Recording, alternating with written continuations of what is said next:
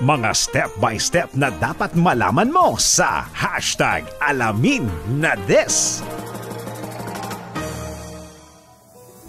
Madami ng paraan ngayon para maprotektahan ang iyong mga accounts sa social media, gaya na lamang ng two-factor authentication.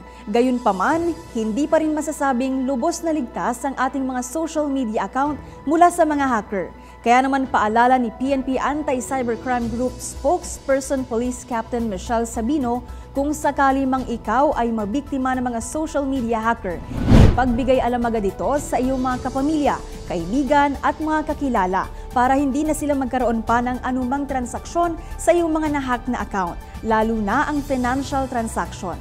Dagdag pa ng Anti-Cybercrime Group, isa sa mga kasong maaaring isampa laban sa mga hacker ang Article 315 ng Revised Penal Code o ang swindling o estafa.